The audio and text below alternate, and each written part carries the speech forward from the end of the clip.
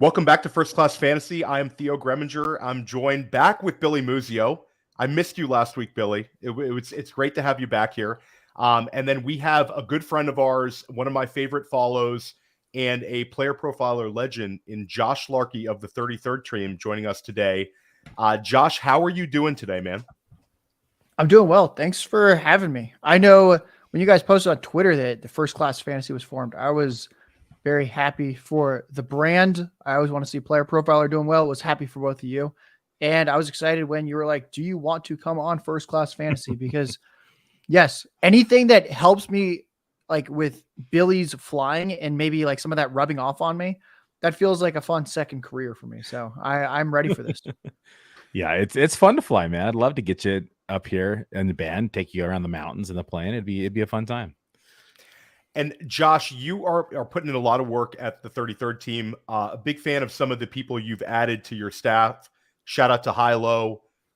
Shout out to, just a number of your guys. They're very sharp. We had Ryan Reynolds contribute to the world famous draft kit this year. Right. You contributed to the world famous draft kit, of course. I think that's still like an old contractual obligation of you working here at Player Profiler. You're in for life. But why don't you tell everybody some of the great stuff you guys have lined up at the 33rd team this summer in terms of your podcast, in terms of your written work. You guys are putting out a lot of content. We are, yeah. I think we could think of me contributing to the draft kit like the terrible version of the Bobby Bonilla contract, where Bobby Bonilla, perpetuity, he gets $1 million payments. Perpetuity, I make videos for Player Profiler. That's awesome. I'm waiting for my millions. And by year 10, it's going to be like 30 seconds. I'm going to be like, give me 30 seconds on Nico Collins. It's going to be like, saying, Nico Collins, draft him. Nico Collins. Thank you very much, everyone. So at the 33rd team, we have a lot going on. We put out a rookie draft guide with our rankings, player write-ups, some really cool graphics, fantasy point player comps. That's a free PDF download on the 33rdteam.com. Again, free, which means that you can also buy the Player Profiler rookie draft guide as well with the money you saved, because you don't have to pay us. We have best ball rankings up on our site now. We have dynasty rankings up on our site, courtesy of Ian Miller, who's at dynasty_IM on Twitter. That's how a lot of people know who Ian is. We've put out a lot of content on different futures bets that we're interested in. We released win totals for all 32 teams. And I put out an article that I think everyone should read, where I break down the entire process of how to come up with win totals, from the part where you need to power rank teams and kind of understand on a neutral playing field how good is each team, and then using win probabilities to kind of add up based on game by game, all 272 games. How do we get to these win totals, and then bets that I'm willing to make off of that, and also understanding just for fantasy, like the team expectations are so intertwined, as we'll talk about throughout this show, with the actual players' fantasy points. If you know that a team is terrible and probably going to be terrible and wants to be terrible for a high pick next year, that is often not a team we should be extremely bullish on in fantasy football. And then the one other thing, later this summer, we will have team previews out for every team. And that'll be a nice mix of real football content with fantasy and betting implications for that. So usually those team previews are put out by a football publication, and we're going to do that ourselves with a little bit of a fantasy betting slant. What's the Niner over under? The Niner over under was 11.5 when I last checked. It was tied for the highest with the Eagles, the Chiefs, and the Bengals. Bills are not in there because their schedule sucks. AFC East. Jets are good. Dolphins are good. It's tough for them. Bills are in like a weird spot this year. I think that's interesting where you guys have them. And Billy, your 49ers are going to be running pure this year. No matter who's behind center, they're going to win a lot of games. But this is a great one. And I reached out to Josh and I said, I think every single podcast, well, not the ones on Player Profiler, but if you listen to a lot of different podcast networks right now, they all kind of sound the same. We're waiting for the summer to get into it. We're hearing, hey, Josh, how do you think Bijan Robinson will do this year? Like, the same questions are being asked every week. So I asked Josh, I said, give me a position you want to talk about. And Josh picked wide receiver. And we're so stoked to talk wide receivers with you today. I know, Billy, you have a deference for drafting wide receivers in your drafting style. We have a ton of great stuff to cover. But first, we need to hear from our sponsors, the FFPC. You know, people always ask me, hey, what is the World Series of fantasy or the Super Bowl of fantasy football? And it's easy. It's the FFPC, the Fantasy Football Players Championship. It's a $6 million prize pool. And they've had their Never Too Early Best Ball leagues cranking since February. And so the FFPC is the answer to so many questions. Hey, where's the best place to get a Dynasty Orphan? Well, you can adopt a Dynasty Orphan at the FFPC. That's why we partner with them. If you want to play fantasy football for low, medium, high stakes, seasonal, best ball, dynasty, go to the FFPC. And don't forget, promo code Underworld to get you $25 off your first team. $25 off your first team, no matter what team it is, no matter what format it is, at the FFPC. Go do it.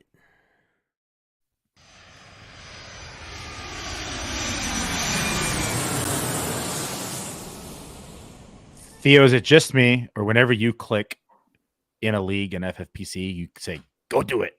I do it now every time. It's like mentally ingrained in you. And Billy, we have a big FFPC draft head-to-head coming up next week, don't we?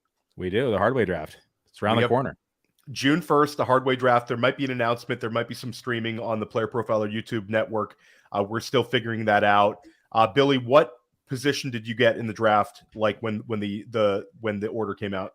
4. So I'm guaranteed one of the big 4. I got. I usually at that point I'm hoping Jefferson falls to me, but I might talk Dave into taking Kelsey if he's there. So Dave not a big Kelsey fan and taking him this early, but I'm sure I can sway him. I know Dave was anti-Kelsey last year from the drafts that I split with Nelson Sousa. I remember it's like we'd have to answer to Dave Hubbard on a Travis Kelsey selection. So shout out to Dave Hubbard, one of the best players in the country. Usually when Dave is fading somebody, we should absolutely listen. But even though he's dusty, Dave, it's okay to draft Travis Kelsey, even though he's old now. Right. So there'll be more with that draft. That's a great draft. That's Austin Martin, Noah Riddell, Billy and I, Todd Burrows, Dan Williamson of the GOAT District. Dwayne McFarland drafts in that one. It's Mark Garcia of the 33rd team. Josh drafts in that one. It is a loaded draft. Mm-hmm. It is a difficult one. I won it 2 years ago. I'm looking to get back this year. So we're stoked. We're really stoked. But I want to get into it with Josh. Josh, last year we had a fantastic season for wide receivers with impactful performances from players like Justin Jefferson, CeeDee Lamb, AJ Brown, Tyreek Hill. These guys really helped propel fantasy managers to titles. But like any season, there were players steamed up who busted, and oftentimes in major ways. This year, the wide receiver market has been pushed up yet again. In Underdog today, 14 of the first 24 selections in Underdog are wide receivers. When you look at the FFPC, it's very similar. You're starting to see, you might even see more by the time August comes around as players like Chris Olave start, sneaking their way into that mid-second. What wide receiver being drafted in the first 2 rounds is getting overdrafted at this moment, Josh, that you have major concerns with? So this is a receiver that goes in the first round. He turns 31 in December. His quarterback underwent a mysterious foot surgery in March, and The Athletic reported today that the timetable for this quarterback is unknown. How the heck do we not know what's happening with a quarterback who had a foot surgery in March? I'm talking about Jimmy Garoppolo, which means the receiver is Devonta Adams. Oh, thank you. Thank you. I'll take my bow. So I think Devonta Adams is absolutely awesome at football. The concerns I have is Jacoby Myers commands some kind of targets. He's not going to be a pushover. Hunter Renfrow commands some kind of targets. He's not a pushover. And with Devonta Adams, we need not just high volume, but high touchdowns. You don't draft a receiver in the first round to say, oh, I cannot wait for 120 receptions and 5 touchdowns. But do I think that Devonta Adams' double-digit touchdown streak ends this year? I think there's a pretty good chance of it. Garoppolo's a major downgrade from Carr. Garoppolo's played in awesome situations. New England, San Francisco. This is the worst offensive line of his career. Everyone has concerns about Jimmy Garoppolo's injury history. And yet, do we just not care that the Raiders have the worst offensive line that he's played with? You think the guy that already struggles to stay healthy is going to stay healthy? I've already taken the season-long pass yards under for Jimmy Garoppolo on DraftKings, and that really ties in with Devonta Adams. Devonta Adams is at the age where Sometimes we see someone like a Julio start to fall off. I think he's okay. But then on top of that, the quarterback concerns are just so massive. Josh McDaniels looks like a head coach that's about to get fired. The Raiders are in contention for next year's #1 overall pick. I just want nothing to do with these early round Raiders selections. So I am about 50% below the field right now with Devontae Adams. I think that's obviously music to Billy Muzio's ears, who's been had a very good similar debate with Dario about Devontae Adams and his value. But I think it's very interesting. You make some fantastic points there, Josh, and it's also the fact that he's bracketed by AJ Brown and CeeDee Lamb like an underdog. So like you don't have to be a hero here. Like you can pivot off and still get exceptional wide receiver production here by just kind of fading Devontae Adams. The cliff is usually steeper than people realize. Guys don't usually have like a graceful decline in production. It's usually very, very pronounced. So that's a tough one to swallow for Devontae Adams managers, but you make some great points. Billy, your thoughts on Devontae, and then who is the wide receiver that you're worried about? Copy and paste everything Larky said with Devontae Adams. This was our original debate on man versus machine. Because I have Amon-Ra St. Brown ahead of Devontae Adams. I have AJ Brown ahead of Devontae Adams. So there's several names that I have ahead of Devontae Adams in my rankings this year. And it's everything that Josh just said. I've been talking about just how bad Jimmy Garoppolo is in comparison to Carr, and not throwing the ball down the field and more short intermediate routes and hitting the receivers underneath, where last year we saw Devontae Adams have a career high in yards per reception, had a career high in air yards, had a career high in targets. None of that's going to happen with Jimmy Garoppolo under center. And so I think that people need to temper their expectations with Devontae Adams, because Jimmy Garoppolo's going to get him killed. He's going to throw him low. He's going to hit him in the feet. I mean, he has his own inconsistencies as well. And we can't expect him to have the amount of volume, targets, and overall success that he had with Carr, who he played with in college, who he played with in Green Bay with Aaron Rodgers. This is a far,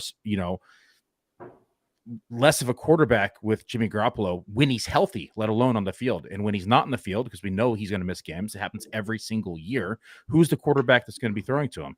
And so there's a lot of uncertainty to Devontae Adams.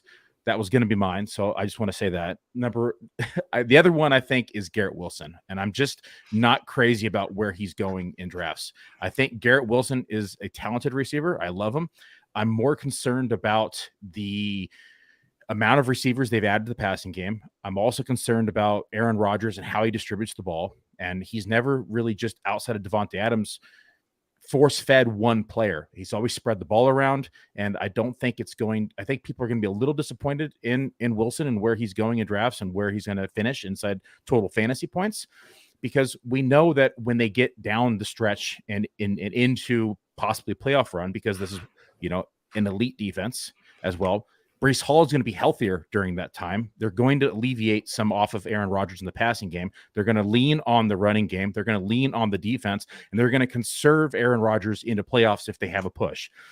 All that is bad for fantasy, especially when you need him the most going into playoffs in weeks 14, 15, 16, 17. And I don't think that people are going to be excited when they see Wilson going into playoffs. It hurts me, Billy. It hurts me in ways you can't even imagine to hear the words coming out of my co-host mouth about Garrett Wilson. That's a tough one for me. I think that Garrett Wilson, you make some fantastic points, but I think he was 140 target earner as a rookie. He has a quarterback upgrade. The offense, I think, is upgraded. I think that there's a one argument you didn't make is I think this Jets defense could be special. So If there's a healthy Breece Hall, I do worry about game flow down the stretch, but I think like where he's priced, I think that Garrett Wilson has a better chance of finishing as wide receiver 9, where he is an underdog, than he does wide receiver 19, just based on the talent. And I think the Jets offense will be productive enough. And I think he can have enough spike weeks that he's going to hit his final total. Whether or not there's like consistency in the production, that's something you also have to kind of measure, because this is a weekly game, fellas. One guy that I love as a player, that I was drafting, like when Billy and I first start drafting, like sicko time, we draft like right around the Super Bowl. Like I was hammering Devonta Smith. I think Devonta Smith is a world-class talent. I think he's a fantastic player. I have a lot of him in Dynasty. I just worry about him being able to return value where he's being drafted. I think that this offense added DeAndre Swift, And we might kind of differ in our opinions of where we see DeAndre Swift finishing, but DeAndre Swift has always earned targets in his career. And I think that there's an opportunity for him to kind of change the Philadelphia offense slightly. You also have the fact that Devonta Smith was so exceptional when Dallas Goedert was not there. So if Dallas Goedert's there, I think it could be a little bit more balanced. A.J. Brown is the alpha in that offense. A.J. Brown out-targeted him last year. I know it was close, but I expect A.J. Brown to out-target him once again. And there's also a chance that A.J. Brown takes a leap forward in year 2 with Nick Sirianni and Jalen Hurts. So if anything, I think A.J. Brown is a bargain right now, and Devonta Smith is a little bit overdrafted. Like if I could get Devonta Smith in the beginning of the 3rd round, I'm probably okay with it. But right now you have to take him in the mid-second. It's the opportunity cost of where you're taking him, where I would fade him. Your thoughts on Devonta Smith, Josh? Well, And before I go Wilson. to Smith, I have to address this Garrett Wilson slander. So Yeah, thank you, Josh. Garrett Wilson. Thank you, Josh. Hey, I wish I had had- sound effects like Billy. So Garrett Wilson had Hold up. 1,100. I have a sound effect for that one. No, Right. Josh. Praise Josh on that one. That's good. Garrett Wilson had 1,100 receiving yards last year as a rookie with 3 different quarterbacks, all of whom are bad. Joe Flacco, bad. Mike White, bad. Zach Wilson, horrendous. 1,100 receiving yards with 3 terrible quarterbacks. I would actually push back that Aaron Rodgers likes to spread the ball around. Aaron Rodgers loved just targeting Devontae Adams and nobody else when he had a terrible set of receivers surrounding Devontae Adams like Alan Lazard, now a New York Jet. There is no other receiver in this Jets offense that concerns me. Are we supposed to think Corey Davis, Mecole Hardman, Alan Lazard, Tyler Conklin, these are the guys that are going to be taking Garrett Wilson's lunch money? I just think there's such a steep downgrade to the next guys. And the only other guy that had a target earning profile, Elijah Moore, is now not there anymore. So I think what we could see is that the guy that's getting passes from Aaron Rodgers, who just put up 1,100 yards, he has fantasy wide receiver 1 overall in his range of outcomes. I don't think he's going to hit it. That's why you're not paying for him in the 1st round. But I think this is absolutely the type of player where highly targeted, moderately down the field, super fast, great quarterback. We think the Jets defense is going to be great. We also see every year that defense is the thing we are the worst at predicting. We're pretty good at predicting offense, not as good at defense. I think their defense is going to be great. There is a chance it is not as well. So that is why I would push back on Wilson. Now, turning to Devonta Smith, I like Devonta Smith. I know it's unpopular to like Devonta. I like him too, Josh. And shout out to Dan Williamson in the chat, who's very upset about this. I just think it's just a matter of where he's being drafted and how close he's being drafted to AJ Brown. So let's talk about why I like Devonta Smith. So I don't just like him because I'm a history nerd and he set the Eagles receptions record last year with 95. Devonta Smith had 12.5 yards per reception. AJ Brown had 17 yards per reception. What do we consistently see with guys that have ridiculous yards per reception when they're getting decent volume? It generally drops the next year. Smith was targeted 10 yards down the field on average. AJ Brown was targeted 12 yards down the field on average. That's not that different. Of course, AJ Brown's going to be better after the catch, but the discrepancy we saw last year when they're getting similar amounts of targets and AJ Brown ran very, very pure with his yards after the catch and yards per reception. I think if one guy regresses in that area, I would actually say it's AJ Brown. Do I prefer AJ Brown in a vacuum? Of course. But given that the 1st versus 2nd round of fantasy drafts is actually a pretty big drop, I wouldn't say I prefer Smith, but I kind of want equal exposure to both Eagles receivers. So real quick. Back to Garrett Wilson. We have to talk about this. We have to, because this is something I think is important.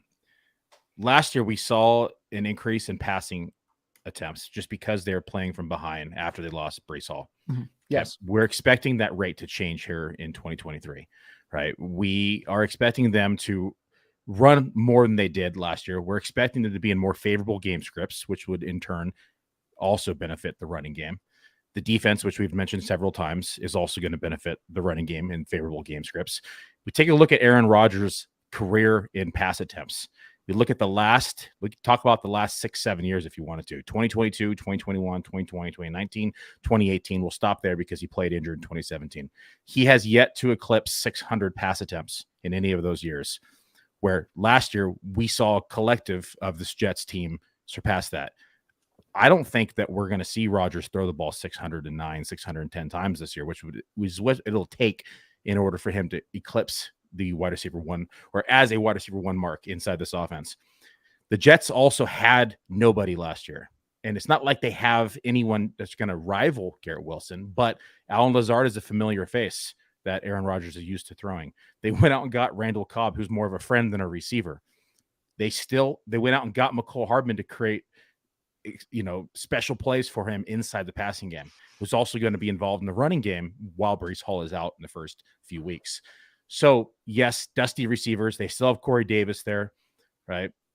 Tyler Conklin. That's really it. But what I'm saying is, even as bad as this sounds, it's better than what Green Bay has had in the previous years. And so I still expect Rodgers to distribute the ball around all these guys, as well as the lower pass rate, as well as the expected run rate to increase. It's not a recipe for success you want to see from a receiver who's going to be on a team that could potentially see an expected pass rate of 60+%. That's going to see 650, 660, 670 attempts like you would see with somebody like Chargers, Kansas City, the Bengals, even Pittsburgh. And so that's my biggest concern, is that I don't think they have the volume to support Garrett Wilson in order for him to return the value. So he had a 25% target share as a rookie. You don't think that can go up at all? I think he can hit the 30% that Adams was absolutely getting. Josh. Let him know, Josh. A 30% of 550 is a lot of targets. We might have to. This might be like our V2 of like the Akers Henry debate. Which I will put money down. I will put us. money down today. He does not hit 30% target share. Billy, I wouldn't bet on a 30% target share. I'm just saying that can happen. Give Josh odds on 30% target share. Josh will get 2 to 1 on that. He's the one throwing the line out here. He's the one setting it. 2.5 to 1. That is out there. I'd go 27% over under. Yeah. Guys, to be continued. Let's see what I have. We're staying here. We're staying here. Okay. What do you have? I would say 27% feels like the right line in the sand to go over under. All right. We'll say 26.5%. Okay, that's over 25 and less than Josh's 27. 26.5%. Billy Muzio and Josh Larkey are betting I'm at 26% even right now on my prediction. you okay. All right. 26% even, 158 targets. He hasn't had it's a lot of targets. Yeah. He only catches roughly 56% of them. Okay. He did last year when he was having it'll probably go up slightly. Bunch of hobos. His expected rate right now, based upon, yes, it'll probably go up to about 58. He's not going to eclipse 60% here. And then we have, this is at 1,200 yards and 8 scores. I'm just saying, I like him. I just think he's being slightly overdrafted. People are taking him as like wide receiver number 10? No, Billy, he's going to be wide receiver number 8 by the end of the summer. He's steaming. It's Garrett Wilson. Garrett Wilson all the way to like wide receiver 7 by main event drafs. Look at the ones he's going around. He's going around like CeeDee Lamb, Amon-Ra St. Brown. These are guys who have a much clearer path to success because of the target rate. And like someone like Amon-Ra St. Brown has literally no other target competition for 6 weeks. Literally nobody. Jameer Gibbs. Yeah, running back. Okay, great. Receiver, guys, no other competition. Guys, we need to move on from Garrett Wilson. How about Josh Larkey? Josh Larkey, you come on to First Class Fantasy after week 6, and me and you can like talk about how Garrett Wilson's wide receiver 2 overall right now and flex in Billy. Perfect. Okay, cool. We'll put that in the calendars. Guys, this is a great segue. Shout out to Senior Football. Hope you're ready for Broncos 2.0 with the Jets. I don't know about that one. I'm bullish on these Jets winning a bunch of games. But this leads into this question. This is a pretty skanky question, guys. We saw several fantasy duds last year at the wide receiver position on guys whose ADP steamed up big time last summer. Which post-type player stands out the most? And I will preface this. I did not include Allen Robinson, who we can all kind of agree is dust. And I did not include Juju Smith-Schuster, but I probably could have. These were the real disappointments were Gabe Davis, who got steamed way up. I was in an NFFC draft where he would a high stakes one where he went ahead of Tyreek Hill. Cortland Sutton And Cortland Sutton steamed up into the second and third round. Shout out to Dan Williamson and I. We shared a Cortland Sutton share we were excited about for about a week, and then realized we were sitting on a dud. And then Elijah Moore, which really, really hurt me a lot because I was extremely bullish on Elijah Moore last year. It completely didn't happen. But basically, we have these three guys, Gabe Davis, Cortland Sutton, and Elijah Moore. Is there a case for any of these three to bounce back in a big way? We know what Gabe Davis is. He's a field stretcher. 12, 15% target share. Cortland Sutton, you're clinging to 2019. He hasn't really been good since. He's the subject of trade rumors. Judy was as well. And then they decided, you know what? Sean Payton goes in, he goes, you know what? We actually really like Judy. Sutton feels like the odd man out. And then there's Elijah Moore. So Elijah Moore did what you really shouldn't do at work. He bad-mouthed his coworkers publicly. He tore apart Zach Wilson. That was punished by the Jets front office. And I think that was deservedly so. This is a second-year receiver, bad-mouthing his quarterback. He's now in Cleveland.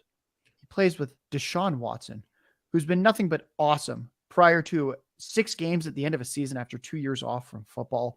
So Elijah Moore feels like the guy that we've seen command a massive amount of targets, doing it as a rookie. Now playing on a depth chart that is devoid of some alpha after Amari Cooper. So I don't quite understand why Elijah Moore goes so late. I think people are just so furious that they took him in the 5th round, 6th round of drafts like I did.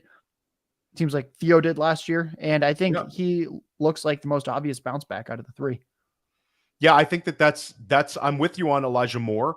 I think that it's a great opportunity for him because I think he could be the number 2 target on what should be an ascending offense with Cleveland. There's also a little bit of to put a dynasty hat on where Amari Cooper is getting a little bit older. You know, Amari Cooper was fantastic last year, ran with that job, and I still expect Amari Cooper to have a very good season. But a year from now, we could be much more excited about Elijah Moore. I think that there's a chance that this ADP is like the lowest Elijah Moore ADP for like the next 4 years. Like I think he could reestablish himself. It's a great opportunity for him, and I'm excited. I do think that Gabe Davis is interesting because I think that there was a lot of information coming out that he played kind of a little bit banged up last year, and Josh Allen's talked about him being a guy they want to get the ball in his hands.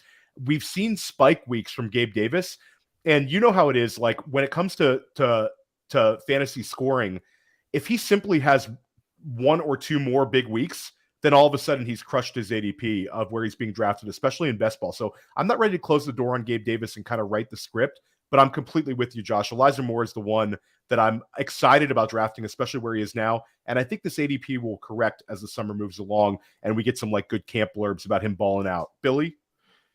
Yeah, I'm a little concerned with Watson. When we saw him come back last year, I know he didn't play football for about a year and a half, but he had a lot of rust on the tire there, and it was really I don't know how to phrase it. He looked like shit, is what I'm trying to say, and I'm not sure that he's going to be able to overcome this and come back to his 2020 self prior to moving on to a different team, a new system, a new coach. I mean, there's a lot of red flags with him last year, right? And outside of his legal issues. Prior to last year, he had never played a game without DeAndre Hopkins. So now I have to wonder, how much did DeAndre Hopkins prop up his success that he had in Houston? So I have concerns with Watson. If I had to rank these 3, I go Sutton, Elijah, and then Gabe Davis. So I at least have him in the middle here. But I do have to say that I'm not 100% sold that Sean Watson has a bounce back year, which would hinder this offense in general and kind of disappoint a lot of folks going into 2023. Going back to Sutton, who I think has the best chance of rebounding of this offense, it breaks down to the new coaching system. So we have Sean Payton as the new head coach, and we have Joe Lombardi, the offensive coordinator. Lombardi has one thing that he is consistent with. He favors the X receiver, who is going to be Sutton, in my opinion. And we saw Mike Williams, who had a career year in the first year with Joe Lombardi in 2021, where it was the first time he eclipsed the 100 target mark. He had 129 targets that year. He had 1,100 receiving yards and 9 touchdowns. It was by far his most impressive year that he had. It was year 1 in that Lombardi system. I think Russ has a bounce back year. We've seen him be successful numerous times. Last year was a new coach, new system. Hackett just was incredibly inefficient as a coach, horrible in overall. I think him being gone, Sean Payton kind of getting the most out of Russell Wilson again. I think this offense is in line to rebound, and I think it's going to benefit Courtland Sutton the most. We've seen massive contributions from rookie wide receivers the last few years. Last year it continued. The rookie class was very impactful. Guys like Garrett Wilson, guys like Chris Olave, and in previous seasons, obviously Justin Jefferson, Jaylen Waddle, Amon-Ra St. Browns. I mean, these guys found their way into our fantasy lineups and they've stayed there. And now they're completely across our early redraft picks. This year's class is interesting because we had 4 wide receivers selected in the first round of the NFL draft. So the NFL obviously values this class, but there's not a whole lot of steam, especially in redraft circles for these rookie wide receivers.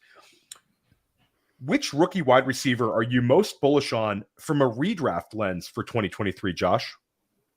So we're going to factor in ADP to this. Yes. So the guy that goes first is Jaxon Smith-Njigba. He competes with Metcalf and Lockett. They just drafted for the second year in a row a second-round running back. A little concerned with the pass volume there. Yeah. And then we have Jordan Addison, who's extremely tiny. He's definitely behind Justin Jefferson. And he's probably behind TJ Hawkinson in targets too. Hawkinson out-targeted Kelsey per game when Hawkinson was a Viking, when you look at last year. And then there's Quentin Johnston, who goes later than both. Obviously, he's behind Keenan Allen. Keenan Allen's, 31? Pretty big injury history. I'm not even sure if he's behind Mike Williams. Maybe he is, maybe he isn't. Mike Williams also getting up there in age, injury history. I understand that people hate that Quentin Johnston is a body catcher. If the Chargers hated that as well, they wouldn't have taken him in the first round of the NFL draft. He has the best quarterback out of the big 3 in Justin Herbert. He has the most pass volume because it's the Chargers. They brought in new offensive coordinator Kellen Moore, who all he did with the Cowboys before getting fired, this is ridiculous. He had the number 1 and then the number 4 scoring offense in the NFL, and they got rid of him. That was maybe the worst move of the offseason, was the Cowboys getting rid of what on paper looks like maybe the NFL's best offensive coordinator. I don't understand what's going on with Quentin Johnston. I think people are just clinging to something they saw in film that they didn't like. The Chargers clearly love him. The depth chart is surprisingly open for him to succeed. And what's great is that he's a yak guy. So if you're telling me that he could get some decent target volume in a fast-paced, high pass volume offense, and he's by far the best after the catch out of Allen and Williams, then I'm going to be in on Quentin Johnston when he goes multiple rounds later than Njigba and Jordan Addison. Billy, make your case for Jordan Addison. Larky has a lot of good points. I mean, I think Jaxon Smith-Njigba is like the third option here for me. It goes for me, I think Addison, then Quentin Johnston, and then it goes to Jaxon Smith-Njigba. But it breaks down to just pass. And the thing about it, though, is that the Chargers, for me, have the highest expected pass rate and the most pass attempts inside of my projections. So there's a very good case to be made that it should be Johnson here. I just think that in terms of a healthy depth chart, and that's the key word, a healthy depth chart, he is also number 3 or 4 in the passing game on this team. I think Josh Palmer's still going to be involved, not as much as he was previously, but I do think he's going to be seeing the field. As of today, I still think the pecking order is Keenan Allen, Mike Williams. To start the season is probably going to be Palmer, and then you're going to see Quentin Johnston move into that number 3 role, but you still have Everett, who's going to see around 80 targets as well, who did last year. And so there's enough volume, this offense, to go around, but Jordan Addison is going to be the number 2 option in the passing game pretty much immediately. I do think Cage Osborne starts off in that number 2 role, but then Addison takes over that number 2 role. And I do have Minnesota as another top 8 pass-heavy offense in the league. So it breaks down to volume, but also opportunity. I think that Addison's going to see more opportunity sooner, which is going to elevate his chances of success. And I think overall, it's very close, but I do like Addison of the 3. And if I had to pick, though, if it was purely off ADP and I wouldn't go outside round 1, I'm going to throw a curveball here because I know it's not on the show sheet. It's going to be Jayden Reed for Green Bay because how much later he's going and the opportunity share that he has inside of this offense. Yes, called Jayden Reed, Diontae Johnson light. Hey. Their profiles actually look super similar. They do, and he's Similar size. Yeah. stepping into 258 vacated targets. He's already starting in the slot right now in early camp, and so, man, I'm excited for him this offense. Yeah, I agree with you guys. Jaden Reed's a really fun name to throw out there. We talked about him at length on the Sonic Truth podcast. He's a really fun player, and he landed perfectly. So I will go with Billy, where Jordan Addison is my lean, and I might be even more bullish. I think this is going to be a very consolidated target tree. I also think the fact that they're going to move on from Dalvin Cook, it looks very much like they're moving on from Dalvin Cook. I think that's the plan, unless they have like a complete makeup, and he stays there. I think that'll maybe make them even more inclined to pass to their wide receivers than TJ Hawkinson. And I think, Josh, what we saw last year is Kirk Cousins will feed the mismatch. You saw all the weeks with KJ Osborne where he had a couple of huge games. You saw the big TJ Hawkinson games. Now you have Jordan Addison, who is going to get advantageous coverage every single game based on the quality of the players around him. And I think Jordan Addison is going to have enough spike weeks that I think he's got a chance to sneak into, high-end wide receiver 3 land, potentially wide receiver 2 land. And where he's getting drafted, I think he's a pretty good value. Right now, wide receiver 34 on Underdog. But I will say Zay Flowers is interesting because he's a 10th round pick in in Fantasy Pros Players Championships for the FFPC. And like when you start looking at it, target competition is there in Baltimore, but I think they want to pass the football more. This is the wide receiver that they chose to take in the first round.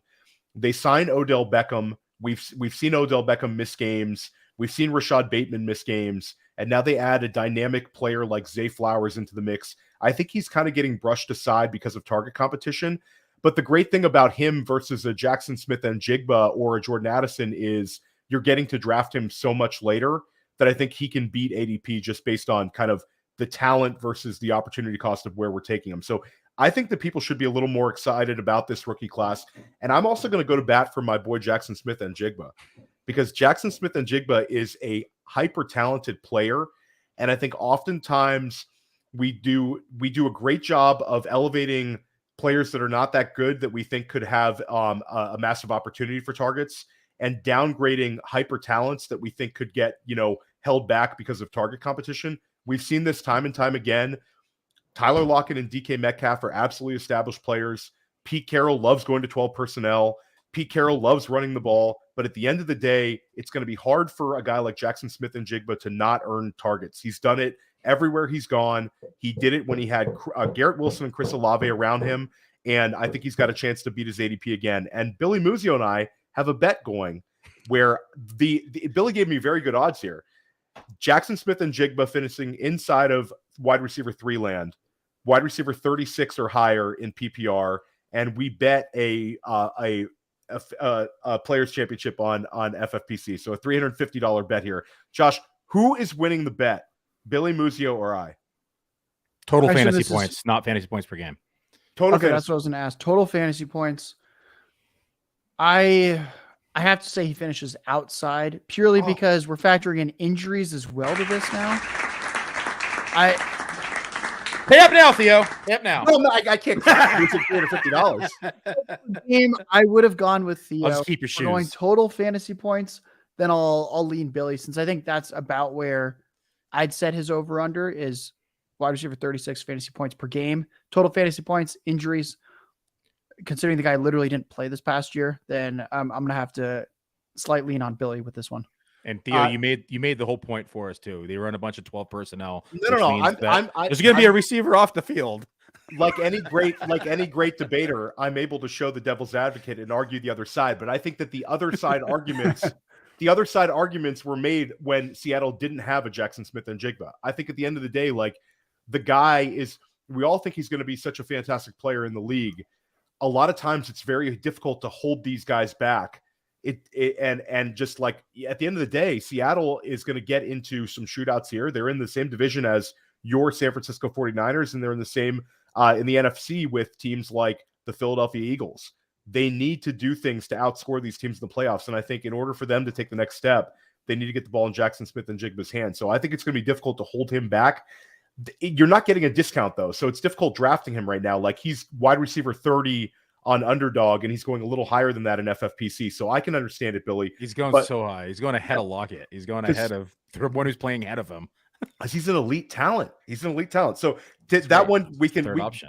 to be continued on that one for with Josh Larky's return. We'll follow up on that one, and I will get to flex a little bit when he Theo, has a good start to the he'll be season. a wide receiver 3 on his own team. That's what it'll be. Thank you, Billy. Well, we can rechange the It's going to betting come on down to things week like- 17, and Theo's going to be staring at Will Dissly snaps, Oh my wondering God. why Njigba's not on the field. Oh, that's a killer. If Will Dissly cost me a bet, I mean, that's just horrible. Guys, I want to quickly touch on, there's a fantasy paradox right now. The apex predator at the quarterback position in fantasy is no doubt Patrick Mahomes, and yet his wide receiver group does not feature any single player being drafted in the top 30 wide receivers. Is this the correct approach? Is this like the new normal for Kansas City, where there's not going to be a wide receiver finishing inside the top 24? Or will a Chiefs wide receiver absolutely smash their ADP in 2023? Is the market correct in its approach to the Kansas City wide receivers right now, Josh? Or is there a player you find yourself drafting? A few things here. So one of them, people are like, if it's not Tyreek Hill, no one can do it. And I think that's one of the dumbest arguments I've heard, considering that's a 1-year sample. Yep. We literally didn't see Tyreek Hill once. It was last year. That was their first year without Tyreek Hill. Travis Kelce stayed healthy the whole season. There's a chance he doesn't stay healthy. If Travis Kelce, who turns 34 in October, doesn't stay healthy, you think this offense will suddenly stop scoring points? Probably not. And I think what the market has right, the market has one thing right. They should all go similarly close to each other for the most part. Like, I know Tony's creeping up, but I do like that Rashee Rice, Sky Moore, and Marquez Valdes-Scantling all go in a similar type zone, because ultimately we just don't know. We know this is a good offense. And I think basing stuff on like, oh, Tyreek Hill was there and then Juju didn't do it. Juju Smith-Schuster has to be the dustiest, like 25, 26-year-old on the planet. So I think basing stuff around a 1-year sample of Juju not getting it done is kind of silly. Kadarius Toney's awesome per route, dangerous after the catch. They scheme him stuff at the goal line. Rashee Rice was the only big, fast, productive college wide receiver in this draft class with draft capital. I think the case for Sky Moore is that the target rate was pretty good, and he caught a touchdown in the Super Bowl. So I think like all those guys have something going on. I think the only guy here that can't lead the team in targets, or like lead the receivers in targets, is Marquez Valdes-Scantling. That's not going to happen. But I like him in best ball. He goes right near Rashid Shaheed. And I'm like, if you want Derek Carr's deep threat versus Patrick Mahomes' deep threat, I'm probably just going to take Patrick Mahomes' deep threat with the fat contract, considering the Saints took A.T. Perry, who's like the bigger version of Shaheed in the NFL draft. So I think the market has it right that there's a lot of uncertainty. I'm just taking stabs on all of them. I really don't know what to do at this point. Like, I remember on Underdog when Best Ball Mania was released, Rashee Rice was going in at 185. So he was my auto pick. He now goes in the 120s, and I'm like, okay, we've started to calm down a little bit. Now I can start to take him along with the field. I just don't think you want to be below the field on any of these guys, given how cheap they are, and given that it's Patrick Mahomes, it's Andy Reid, Kelsey's getting up there in age. And again, 1-year sample without Tyreek Hill. Yeah, I mean, I think if everything being equal, Kadarius Toney would be my bet to lead all Chiefs wide receivers in fantasy points. However, I think Rashee Rice is super interesting, Josh. You hit on a number of things with him. He's also cheap right now. Like, he's going in the 10th round. I believe it's Sky Moore and Rashee Rice are both going in the 10th round of 350 FFPC drafts. And Rashee Rice is wide receiver 59 on Underdog. He's different. Like, I think that Sky Moore and Kadarius Toney do some things similarly, so they kind of offset each other a little bit. But like Rashee Rice is different. He's got size. He can win downfield. He put up gaudy numbers last year at SMU. So I think they like him too. That was like a Mahomes pounding the table to get Rashee Rice, which that didn't quite work out last time that Mahomes pounded the table. Maybe they want to check that process, but I think that does go a little bit. And then a quick shout out to Josh. I'm going to retweet it, because like you talk about taking shots on all these guys. Josh, when you were at Player Profiler, you wrote one of the best articles ever in the fantasy sphere about stacking and why you should do it. I think this is a fantastic year because Mahomes has been steamed up in his ADP, but you are now able to draft Patrick Mahomes and stack him with 3 wide receivers very cheaply and at least 2 wide receivers. So I think you can build non-Kelsey Mahomes stacks that might really, really pay off in the fantasy playoffs. So I'm going to retweet that one, Josh, since it is still property of Player Profiler. We're going to get that out. It's a evergreen article. Like with a hat tip to you, that's like one of the 10 best articles you're ever going to read on fantasy football, your stacking guide. It was fantastic. Thank you. Billy, a question for you. Yeah. So you were right. I was wrong. I liked Sky Moore last year. I know you didn't. He sucked. I have to say, though, is that not a gift for Rashee Rice? Because same draft capital as Sky Moore. Yet Sky Moore, if I remember correctly, was going in the 70s last year. Is Rashee Rice only going this late because Sky Moore burned us? It feels like the Tyreek Hill thing. I'm like, this is a 1-year sample of one guy not playing well.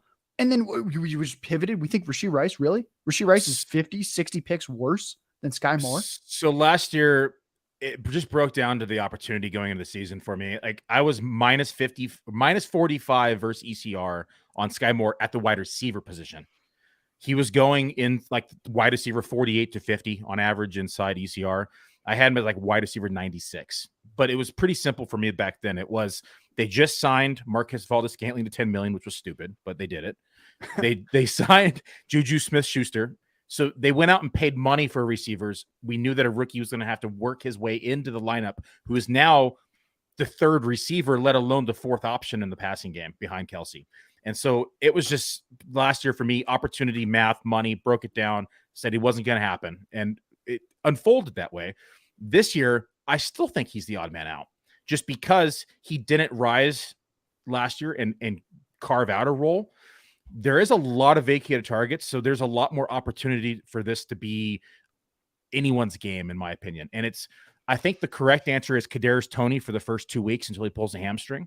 And then at that point, it's going to be anybody's game. More than likely, someone made the comment in here, and I was already thinking it, and it was they're going to kind of utilize Travis Kelce, and they're going to utilize 2 running back sets. They're going to use McKinnon in the passing game, who they re-signed, and they're going to use Pacheco. They're going to send McKinnon out in the flats, and they're going to use Kelce, underneath, and they're going to use him across the middle of the field.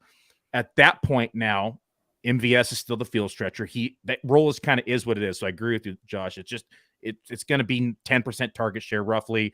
It is what it is. He might catch 2 touchdowns in one game. It's probably going to be week 17, and all your Kelsey teams are going to get dominated by MVS, and that's the way life is going to work.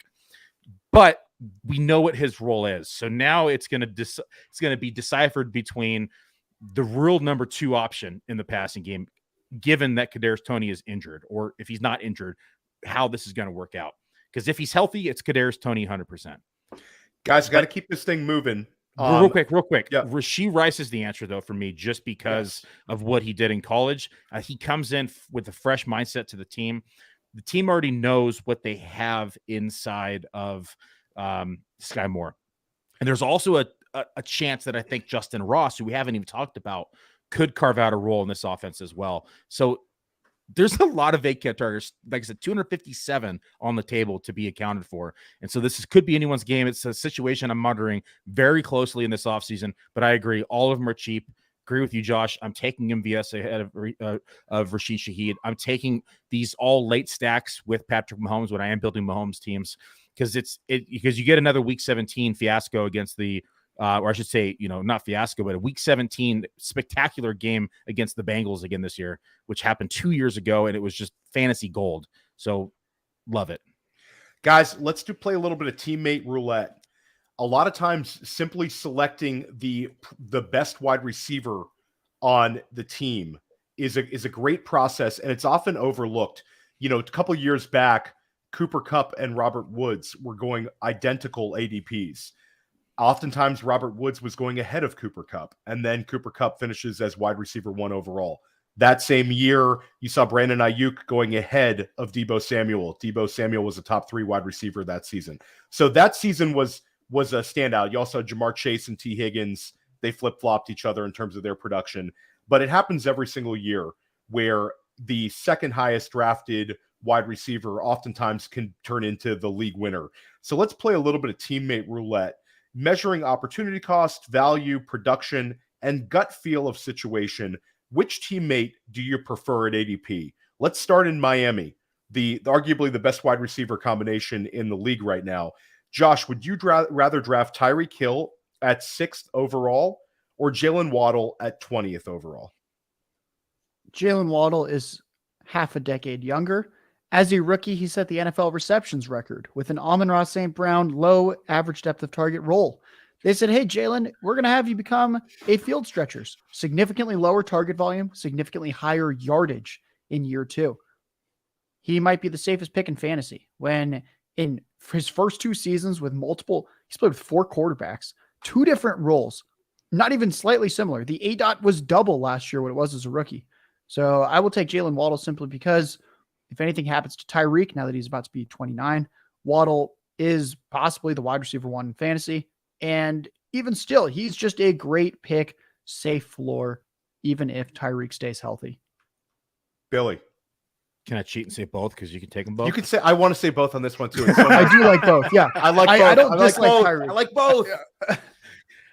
I think both, honestly, because you can stack them pretty easily almost anywhere inside the draft as long as you're like pick 5 or later. And so I'm fine with both. I think that you can't go wrong either way. I was wrong on Waddle last year. I did not think that he was going to, like, he came out and what had the highest like yards per reception, which was like the year prior was like one of the lowest. And so I think that's going to be funneled through these 2 in the offense. It's going to continue to be funneled through these 2 in the offense. You can't go wrong either way. So both.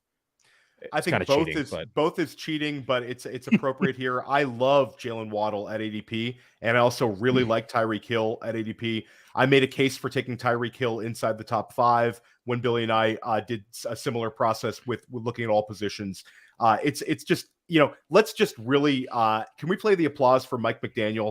Finally, a coach that loves fantasy and takes care of us, Billy. So let's hope that keeps going.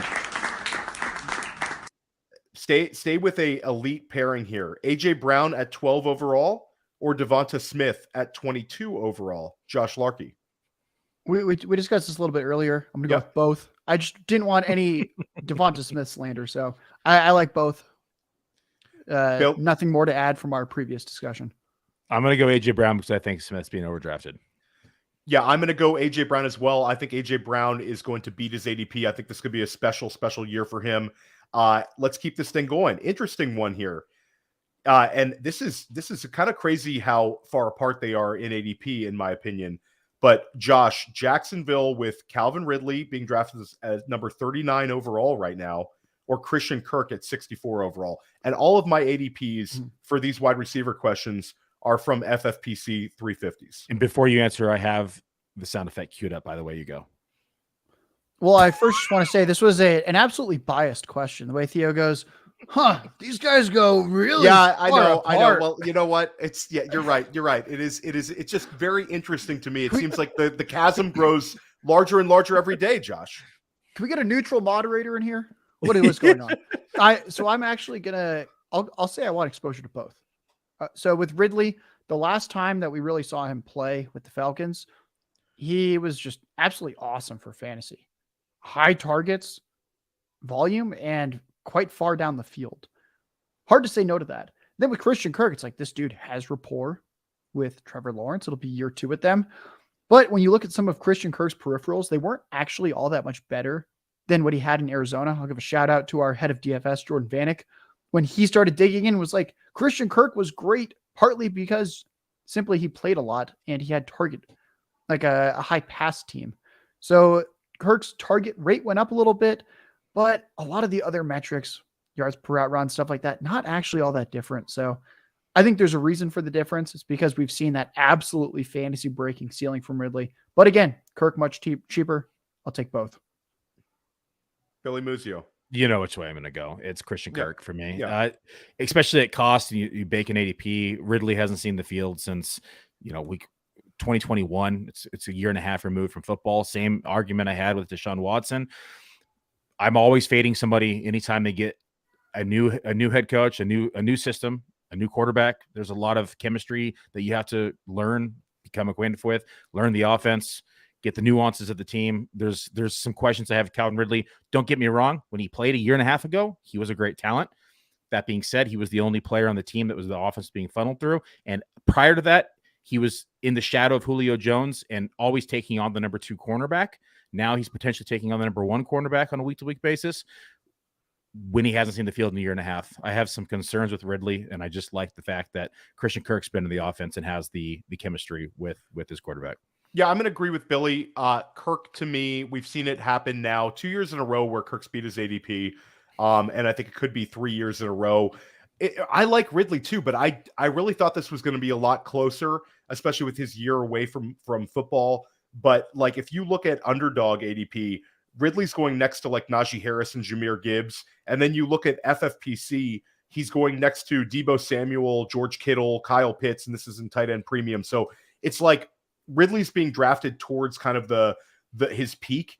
Like for Ridley to beat his ADP, he's got to finish as a wide receiver 1. So it's like it's going to be a difficult task for him, and the offense could be a little bit more balanced than we would like if Evan Engram continues to be a thing. Want to keep this going, guys? We got a lot of questions. Real quick, Theo, Yeah. and I'll be quick here. How old, Josh, how old is Ridley without looking it up? I'm going to guess 29.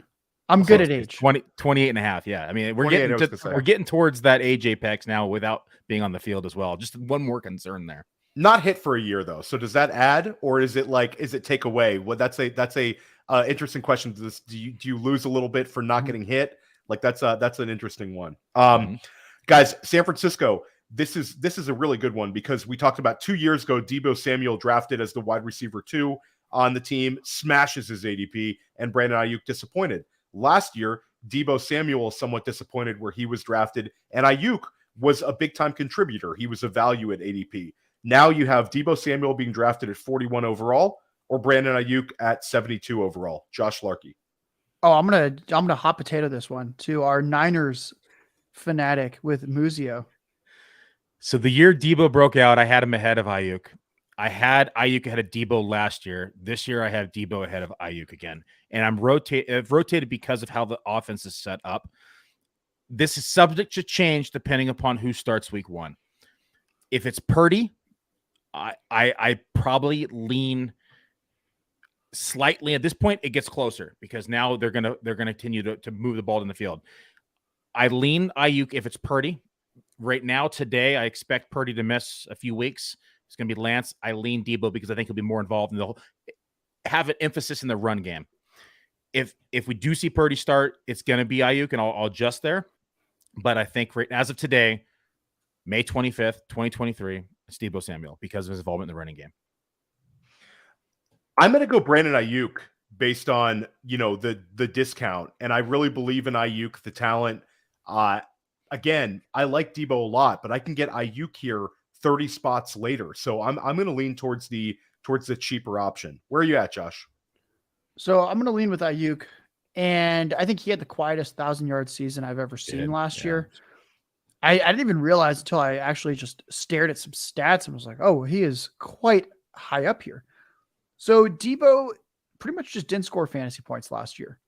And he didn't score that many fantasy points pretty much in any of his 4 seasons outside of that 2021 campaign where he and Jamar Chase, funny enough, were the 2 players ever to have as efficient of seasons as they did when you look at stuff like yards per reception, yards after the catch, fantasy points. Nobody had done what those 2 did until 2021.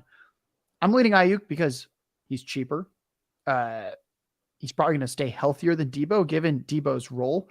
I expect Purdy to be the starter for the majority of the season.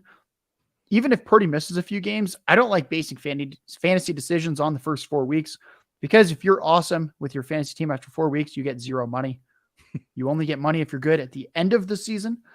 And I will actually counter that. I don't think it would be Lance. I think it would be Sam Darnold. It could be. Yeah. I had absolutely. 33rd Team co-founder Mike Tannenbaum on my podcast, I think 3 weeks ago. Right, it was right after the draft. And he said something that I thought was really insightful about Darnold. He said, look at quarterback contracts. Guys that sign early, it's Mike White. 2 years for like $18 million. You never see a Darnold 1 year, $3 million. That is the type of contract that happens in August. And he said, why would Darnold do that then? Why would Darnold, quote unquote, bet against himself with the money? It's simple. He thinks he can resurrect his career with the Niners because he thinks he can start. And I agree. Trey Lance is the most unproven year 3 quarterback, maybe in NFL history, given his draft capital originally. And I think Darnold has a real shot with what would be the best supporting cast of his career. So if it's Darnold, I would still lean. Darnold likes to push the ball down the field. He is good for Aiyuk, and I think Purdy is as well. So I think there's more factors leaning Aiyuk than Deebo. So that is where I'll put my chips. Pittsburgh Steelers, Diontae Johnson, who was a high target earner again last year with 0 touchdowns scored. It was being drafted as the 68th overall selection in FFPC 350s, or George Pickens, who's going 82. These guys are very close. Josh Larkey, which one would you like at ADP? I'll take Diontae Johnson. I think he's going to score more than 0 touchdowns this next year. If you look at target rate, so like targets per route run, not only was Diontae Johnson blowing George Pickens out of the water, Pat Freiermuth was blowing George Pickens out of the water. You're telling me that this guy is the 3rd highest targeted option in a Kenny Pickett passing offense. And I'm like, okay, so he's probably not going to get massive target volume, where we're drafting him because of 2 one-handed catches. How are we drafting a guy that's a downfield threat for a moderately low volume and bad passing offense when he's probably not going to score a ton of touchdowns?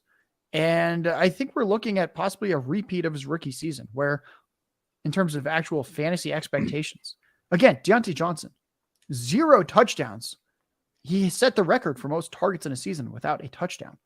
How are we not just going to bet on Diontae Johnson when his peripherals were once again better than any other Steelers receiver? Yeah, so for me, I think that they're both kind of appropriately priced, and I want to take shots on both. I can understand the upside argument with Pickens, and I do think Pickens takes a step forward in year 2 because all of the skill position either wide receivers or tight ends that Mike Tomlin has used high draft capital on, they all take a big leap in year 2. The only one whose fantasy scoring went down was Chase Claypool, and that was because of touchdown scoring. His usage was very similar to his rookie season. But Josh, you kind of hit the nail on the head. Diontae Johnson now has 3 straight years of 140 targets or more, and his touchdown totals in his career have been 5, 7, 8, and 0. One of those numbers stands out. He could fall in the end zone 4 times this year with 140 targets, and he's going to beat his ADP. I think he's a safe floor guy. His situation right now kind of reminds me of the late career Jarvis Landry. His last big fantasy season, Jarvis Landry snuck inside of the wide receiver 1 line. I think he finished wide receiver 11 with kind of a similar ADP and a similar situation where it's a high target earner. All he's got to do is find the end zone a few times with those targets, and he's going to return value. Billy. Agree with everything Josh said. It's very easily Diontae Johnson for me. I've been saying it for months that Pickens is the number 3 option on his own team, let alone as a receiver, right? I think that Diontae Johnson, I have Diontae Johnson as wide receiver 22 because I think that last year was an anomaly based with his touchdown rate. Had he just scored 3 measly touchdowns or even 4, I think this isn't even a conversation. And he's being drafted with Amari Cooper, Drake London, Michael Pittman this year, which is where he belongs this year in redraft anyhow. So I'll take the discount all day on his cost. And it's one of my most owned players right now inside best ball and redraft. It's a punishment ADP. It happens every single year. You see a guy get punished for what he did the year before. Drafters get angry and say, I'm not doing that again, because frustration settles in, and it should not affect us. We need to have a brand new clean slate. Mike Tomlin loves Diontae Johnson. Guys, Washington, new offensive coordinator there in Eric Bieniemy. We have Terry McLaurin going as a 55th overall pick, or Jahan Dotson going as the 89th overall pick. Josh Larkey, which one would you rather have? I'm just going to parrot Billy when he talked about how he doesn't like to bet on players that have a ton of new stuff going on. Terry McLaurin's pretty expensive at 55 overall. New OC. Sam Howell is an unproven 5th round pick from last year. Might as well just take Jahan Dotson when he's significantly cheaper. It's not like any of us are in love with this Commanders offense. I know reception perception really liked Jahan Dotson. I thought he looked pretty good. He was getting starter reps at all times when healthy, even though he had a couple minor injuries that kept him off the field and kept some valuable rookie learning from him. They still trusted him to be out on the field at all times. So I think with Terry McLaurin, I mean, how many years are we going to do this? It's kind of like DJ Moore, where I'm like, at a certain point, maybe this guy just doesn't quite have it for fantasy football. And it's just a terrible situation. Take the cheaper guy. Yeah, it's interesting because Terry McLaurin, I think we all really believe in his talent, but in terms of his point per game output, it's never happened. I don't think he's ever cracked higher than 14 points per game. So he's been sort of a purgatory pick when he gets drafted in this range. Whereas Jahan Dotson hits double-digit points per game as a rookie. He was a top 20 overall draft pick. He's an exciting player, and now you're drafting him at pick number 89. So, like with Jahan Dotson, he's in FFPC leagues, you're choosing Jahan Dotson right around the same range as like Dalton Kincaid, James Cook, David Njoku, and Gabe Davis. Whereas Terry McLaurin, you're drafting him around Drake London, Miles Sanders, Darren Waller, Christian Watson, Jerry Jeudy. So it's an opportunity cost. I think it's an easy one to pass on McLaurin and go Dotson here. Billy, are you with us on Dotson? Yeah, I think that overall, I think Washington's going to surprise people this year. I don't think that they will stick with Howell if he underperforms, because Brissett actually had a pretty good year last year. So I do think that there's a lot of variables here. That being said, at cost currently today, I take Jahan Dotson just because we saw him come up. He was, highly targeted in the red zone last year when he was active. We saw him come on with 7 touchdowns in his rookie year. I think he could see double digit if he stays healthy this year. Only played 12 games last year. I like the upside of Jahan Dotson. Tampa Bay Buccaneers, beat up. Baker Mayfield behind center, huge quarterback downgrade, but it might be an overcorrection here in terms of the entire offense, in my opinion. But this is always a tough one, Josh. Mike Evans at 79 or Chris Godwin at 59. Which way are you going? And I didn't sway you by saying I think that the offense is too beat up, because I'm simply asking you to pick between two guys. That was good. This was a more appropriate question. Thank you. I don't want to sway you. I want to say Buccaneers fans are the most delusional fan base in the NFL right now. Like I mentioned, I put out win totals. You have to power rank teams, put out tiers. I had the Bucs in the last tier, and Bucs fans were like, "Oh, they're going to win 10 games." And I said, "Well, then you should run to the betting markets, because guess who has the second worst odds of winning the Super Bowl after the Arizona Cardinals? The Buccaneers. Their win total is 6.5. This team's going to suck." With Tom Brady last year, the Buccaneers scored the second fewest points in the NFL. What do you think is going to happen with Baker Mayfield? They're probably not going to score many points. It's going to be a lower pass volume offense. That is what happens when you have Baker Mayfield at quarterback. So if we have lower pass volume, I'm going to lean on the cheaper option who actually moves down the field with Mike Evans. I don't quite understand the Chris Godwin obsession. The peripherals just are not there. You want the low depth of target guy on a low pass volume offense? I don't quite understand what we're doing. Give me Mike Evans. Billy, I know which way you're going to go. Which way? You're going to go Godwin. I would go Godwin. Yeah. And I like Mike Evans too, actually. I've been drafting both these guys just because the cost is so cheap. And I think that they do have a chance to outperform ADP. It's not because I like the offense. It's not because I like the quarterback situation. It's simply just because I think that they could potentially outscore what they're projected for right now currently. It's just a math game for me. But if I had to pick one, life on the line, it's Chris Godwin, because I think that, he's going to see a lot more out of the slot, right? He's going to see roughly 50 to 60% of his routes are going to be ran out of the slot. When we see quarterbacks struggle with bad offensive lines, they typically favor the slot receiver. They typically favor the tight end. They dump off the running back. I think Mike Evans might see his first sub 1,000 yard season in this offense.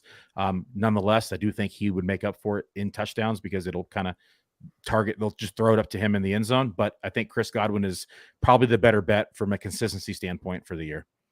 Yeah, to me, it's Baker Mayfield is certainly not going to do what Geno Smith did. But I think last year we saw Tyler Lockett and DK Metcalf getting beat up, and then they both beat their ADPs. I don't think it's going to be as pronounced, but I think that 79 and 59 for both those guys to beat that, it's not going to take a whole lot. I also think with a less talented quarterback, it's going to be more consolidated. The target tree will be very consolidated between Evans and Godwin and Rachaad White out of the backfield. Tom Brady liked to use his tight ends. Tom Brady liked to spread it around at times. I think you're not going to see that with Baker Mayfield. So I'm with you guys in lockstep. There's been a tremendous amount of steam with second-year wide receivers. We've sort of had for years second-year wide receivers are a cheat code. A lot of times they beat their ADP. And last season, we absolutely saw some major ADP hits with both Jaylen Waddle and Devonta Smith and Amon-Ra St. Brown, for that matter, at a point-per-game basis, really crushing where they were drafted. But we also saw major ADP disappointments. Kadarius Toney and Elijah Moore both got steamed up. We referenced that earlier. Which second-year wide receiver is going to smash at his current cost, and which one will majorly disappoint? Josh Larkey. Jameson Williams is going to smash. Drafters really weight the early season far too heavily. You don't get any money if your team's good after 6 weeks, which is what a suspension is. And if we look at this depth chart, there's really not much else after Amon-Ra St. Brown. Jahmyr Gibbs, rookie. He's also a running back. Sam Laporte is great. He's super fun. Love him in Dynasty. He's also a rookie tight end. And then we start to look down the depth chart, and I'm like, man, Marvin Jones, really? That's the guy that I think is going to be keeping JMO off the field? Time out, Josh. You're not allowed to criticize Marvin Jones. That's Billy's favorite player. I'm not joking.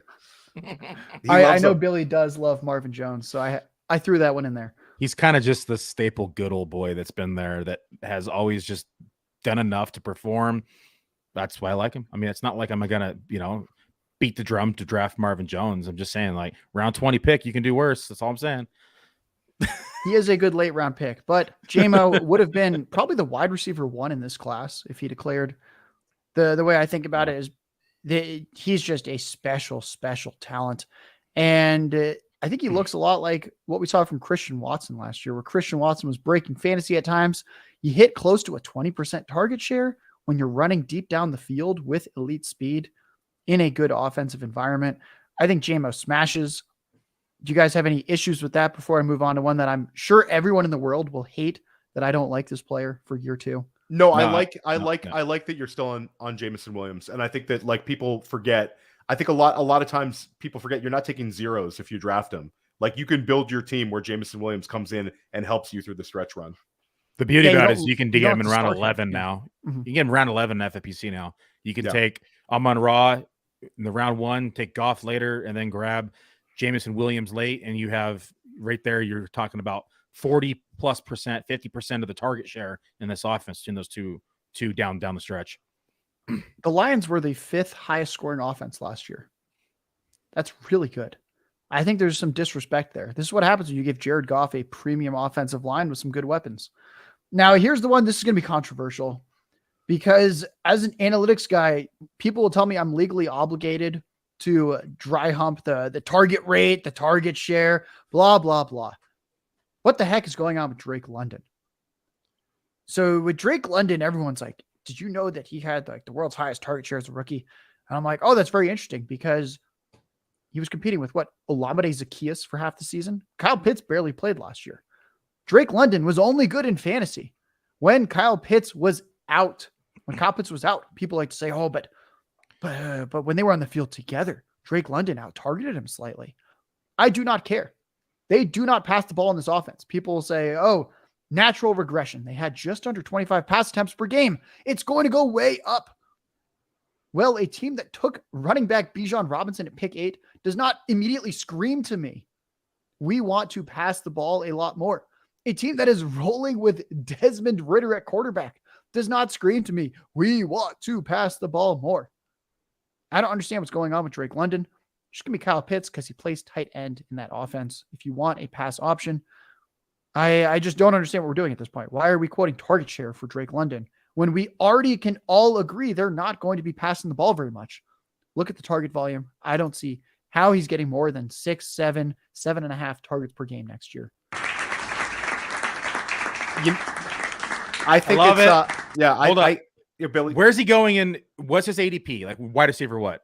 Wide receiver 24 in what I'm looking at right now. And he's dropped. He was going higher. Yeah, he's wide receiver. He goes at pick ADP 48 on underdog, half PPR. You need touchdowns. What are we doing? This passing offense sucks. I got some flack for Drake London as wide receiver 26, and that was like me pushing him up a little bit because Atlanta Falcons fans need to chill, bro, because they want to make Kyle Pitts a thing. They want to make Bijan Robinson a thing. They want to make Drake London a thing. You have to pick one. You can't pick all three in this offense. It's impossible. Josh said it perfectly. It's one of the lowest.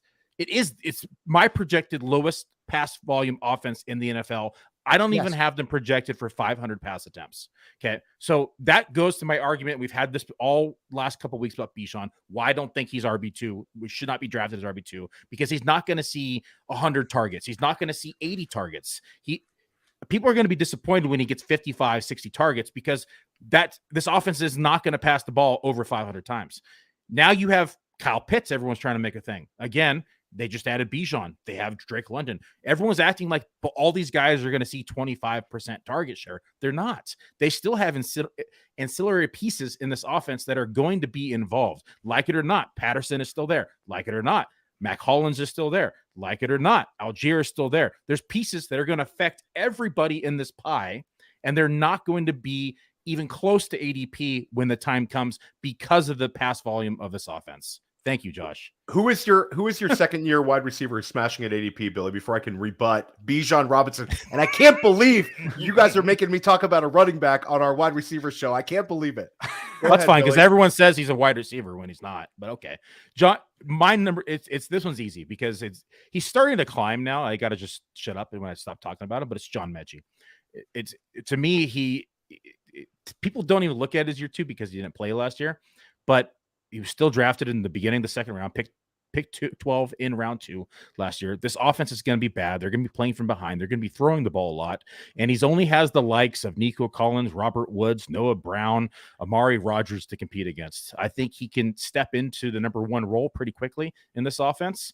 I don't think Nico Collins, who I like a little bit more than the average Joe, I don't think he's going to do enough to fend off Mechie if he's healthy and able to compete this year. Word on the street is he's going to be ready for camp. He's ready to rock and roll. And if that's the fact, he's going to be pounding. People are going to be, he's going to be pounding ADP because he's going to far succeed he's going as like wide receiver 60, 70 something. Yeah, wide receiver 80 on Underdog ridiculous. Right now. So, and I actually think what's interesting is I did a little research because I'm trying to write like some arbitrage type articles and try to find value in some of these beat up situations. I think the Tank Dell draft pick was good for Mechie because I think it's going to push Mechie into the slot because I think they view Tank Dell as more than what we think of Tank Dell. We think Tank Dell is going to be a slot. I think that they view him as a guy that they can move around. So Mechie's interesting. Second round pick, Alabama pedigree. We love the fact that he beat cancer. It was a really inspiring story that he's back this year. And he has wheels. Mechie can fly. So that's an interesting one on a team that needs a consistent target earner. Shoku's not wrong either right here. He's not wrong. No, I agree with you. I agree with you, Shoku, but we are not talking tight ends on a wide receiver only show with Josh Lucky. And we are certainly not talking about Dalton Schultz, even though he is a good value. Shout out to Shoku in the chat. I will say I agree with you. Drake London, about 6 weeks ago, Billy and I sat down and I liked Drake London. That was before the Bijan Robinson era. I disagree with you, Billy. I think Bijan Robinson is going to get some targets out of the backfield. I think Bijan Robinson is the focal point of the Atlanta Falcons. So all the auxiliary pieces kind of take a step back. I think that team is built to feature the running back.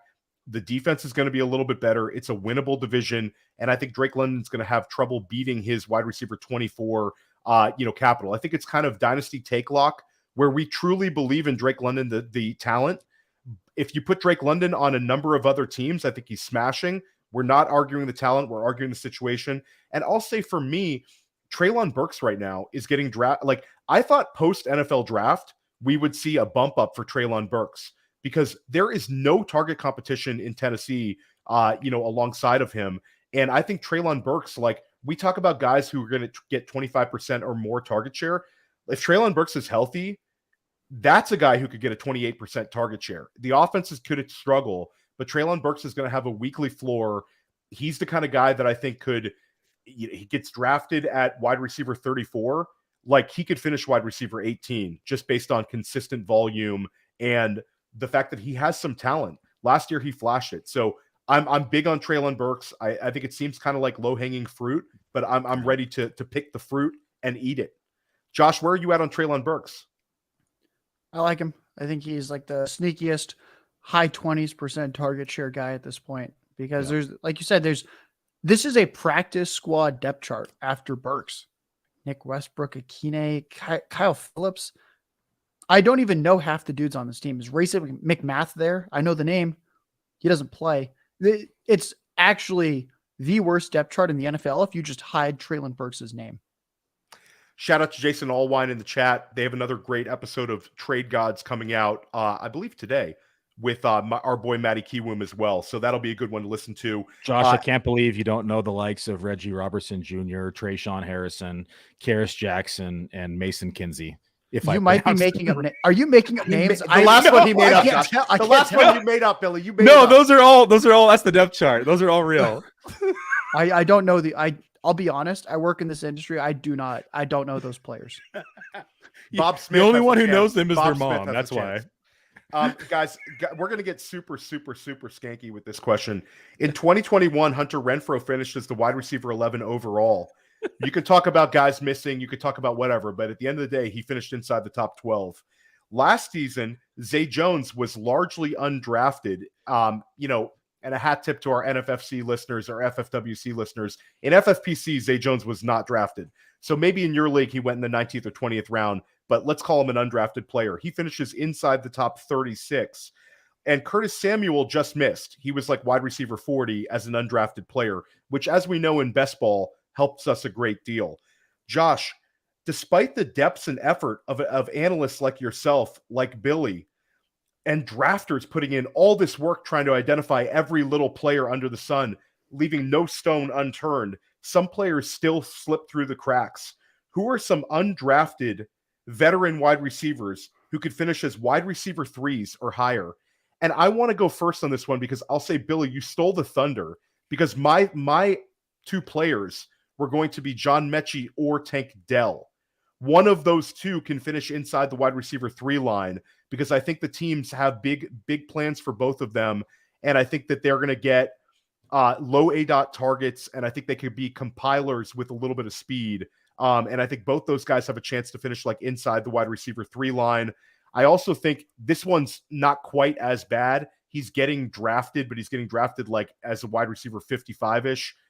Jacoby Myers, which I think could really smash his ADP. If Josh is down on Devontae Adams and Darren Waller is not in town and Billy Muzio is down on Devontae Adams, then somebody's got to catch the ball. And Jacoby Myers, I think they have a big role for. So I'll say John Mechie and Tank Dell as my sleeper wide receivers.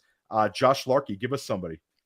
Matt So Collins. I know the two of them are worried because I put out some funny stuff in our Twitter DMs last night where I was like, the answer to Drake London or Kyle Pitts is Matt Collins, and a lot of fun clickbait stuff like that. So I've got 3 receivers here for you guys that are obviously going to absolutely crush this season. Mostly joking about that, but I think these 3 guys are decent candidates. 1, Darius Slayton. What the heck is going on with Darius Slayton's ADP? He and Jalen Hyatt should be flipped. Jalen Hyatt was projected by some draft analysts to go in the first round of the NFL draft, and then he went round 3, and people just simply did not adjust. This is Darius Slayton's job. Darius Slayton had over 700 yards last year. They funneled the passing offense through him many times last year. He should not be undrafted in what could be quite an efficient New York Giants offense. Diontae Hardy. We didn't see him last year, but before injury 2 years ago, he was top 5 in target rate on the Saints. I'm not putting too much stock in that, but this is a guy that has commanded real target volume, and he now plays on the Bills, and everyone's saying that Dalton Kincaid will play in the slot.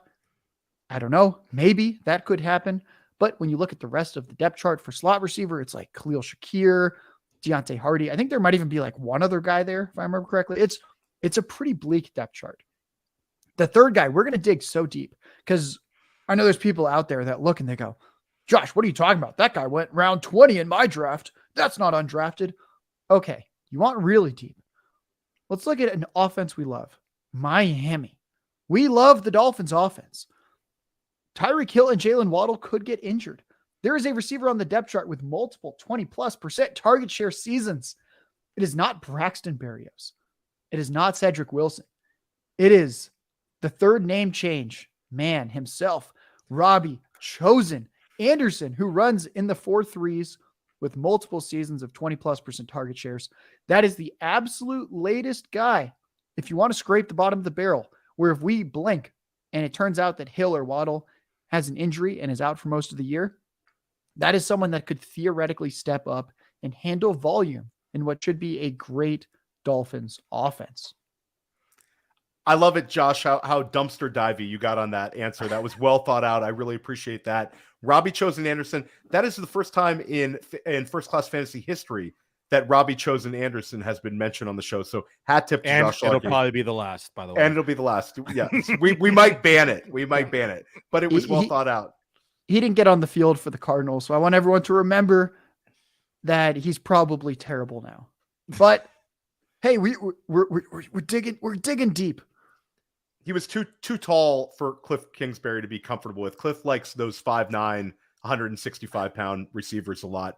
Billy Muzio. My rule of thumb is, my rule of thumb is if you have to change your name to make the news headlines, probably not a good look for fantasy. But we'll just leave it at that. I'm going to give 3 names as well because the first 2 go in pair because it's a cheat code right now in fantasy. And we've already mentioned both their names today, so I don't need to go into all the details. But it's Jameson Williams and Marvin Jones combo, because if you do it, you're going to have the number 2 option in the passing game in this offense the entire season. One is in round 20, one is in round 11 at FFPC, and you can stack the 2 and get them relatively cheap and get all of the benefits that come along with it because they're both going to outperform ADP when they're on the field. And the last one, we've already talked about the player as well, and it breaks down to just the target share, is Jayden Reed. So those are the 3. We've talked about all 3 players already. Don't need to go into the details, but that's what it is. And we will accept Venmo payments if Jayden Reed hits, because Josh and Billy are talking him up.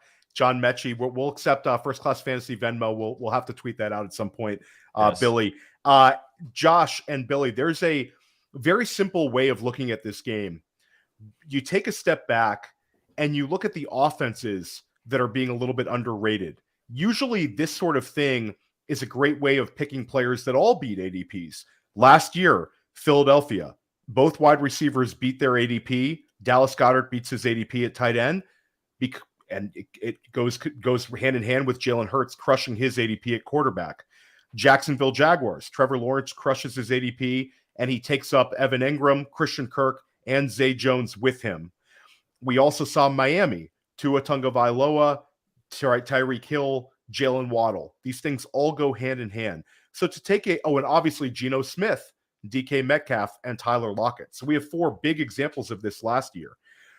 To take a very simplistic approach, Josh, is there a particular stack or a particular offense that you think might be underrated right now where every player is going to beat their ADP because of some, beating the points per game, beating the yards per game, some metric where this offense is going to smash? Is there an underrated offense right now that Josh Larkey has been attacking in his best ball drafts, or you're keeping this a secret and you're going to unveil it right now? There's 2 I like. One of them, Cleveland. If Deshaun Watson is actually back, they're all going far too late. So I think that's an easy one. The last time we saw a full season of Deshaun Watson, all he did was lead the NFL in passing yards. So I understand the concerns, and I think there's reason for these guys to be going a little bit later because of the uncertainty. But then we also have to recognize, okay, well, what if he is just great? He was on a Hall of Fame track through 4 seasons. He could be great again. It's the hardest position to play in the NFL as quarterback. Took a year and a half off. I'm not fully out on Deshaun Watson. Do I think there's a chance that he's now terrible? Yeah, that's obviously out there. He was pretty bad last year. But what if he's good? Everyone there beats their ADP. Cooper, Elijah Moore, Donovan Peoples-Jones, David Njoku. The other one is the New York Giants because they're all basically free. Daniel Jones, if I remember correctly, was 10th in EPA per play last year for much of the season. This Giants offense was surprisingly efficient. Jones limited turnovers despite having nothing to throw to. I can easily see Daniel Jones beating ADP, Darren Waller beating ADP as the clear number 1 option. What is it? Kelsey, Andrews, and then Darren Waller are the only tight ends that are like the obvious number 1 in that offense. Darren Waller goes so late. People are convinced they can predict injuries. They can't. Darius Slayton, as we talked about, free. Isaiah Hodgins, so cheap, really, really efficient last year. Paris Campbell, this could be when he puts it together. You don't like Paris Campbell? Fine, just take another slot receiver on that depth chart. Very easy to see every Giants player beating their ADP in that pass game. Love it, Josh. I think New York's a very interesting argument. Cleveland is an offense that I've talked about at length as one that I think could really beat and drag everybody up ADP-wise. I'll throw out the Detroit Lions. Right now, Jared Goff's being drafted as quarterback 17. This is year 2 for Ben Johnson, the offensive coordinator. I think he's headed towards being a head coach in the NFL.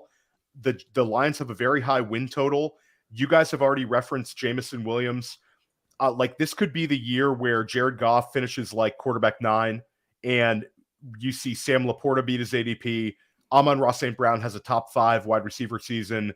Jameson Williams hits a very nice points per game level, and Jahmyr Gibbs challenges for an RB1, or David Montgomery absolutely smashes, or maybe they both beat their ADPs. I think that the Lions are a kind of a little bit of a low-hanging fruit because we all expect that offense to be good, but they could be really, really good, like, you know, deep into the playoffs, good kind of offense. Minnesota, I think that there's a chance that Jordan Addison and Kirk Cousins beat their ADPs, but TJ Hawkinson and Justin Jefferson are already being drafted towards the pinnacle, if not the very top of their positions. So that's a tough one to envision, but I will stay with the Detroit Lions. Just draft Lions right now, guys. Do you want me to give a chalk answer, or do you want something dumpster dive? Spicy as you want, Billy. Go diving.